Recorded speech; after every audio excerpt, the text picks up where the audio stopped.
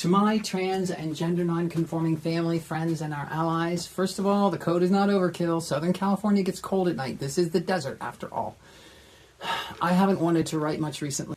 I want to scroll, to distract, to play, to find something that would make fear and anxiety quieter without having to feel it. I was starving for dopamine, starving for safety, for touch, for alignment. But here I am, writing to you again anyway. I've written over 200 poems, dozens of stories and essays, an award-winning play. I write when my heart hurts.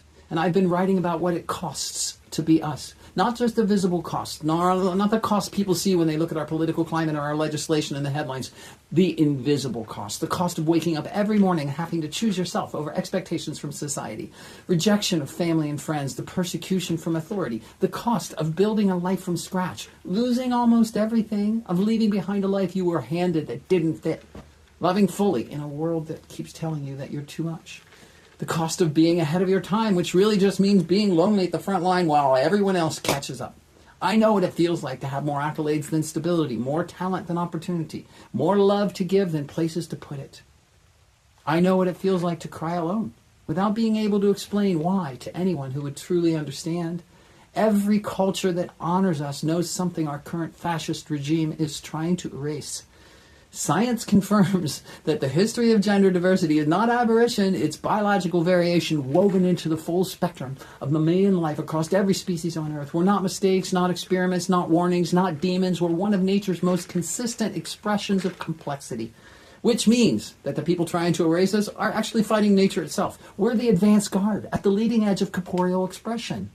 Remember, the intensity of their opposition is their confession of our significance. So tonight or tomorrow, if you're crying without knowing why, afraid and building anyway, lonely at the front line of something that the patriarchal world isn't ready for yet, please know this. You're carrying something vital to the expansion of our species in the human condition. We're the healers, guides, peacemakers, empaths, artists, engineers, and counselors on the side of light.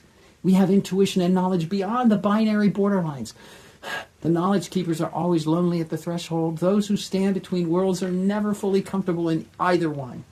And that's not a flaw in us. It's the whole point of us. You're not behind, expired, too old, too young, too tired, too broken, or too visible, or too much, or too little. You're exactly what you're supposed to be. A little ahead of your time, a little lonely at the front line, but still here and still building and shining that sacred smile into a world that needs it more than it knows.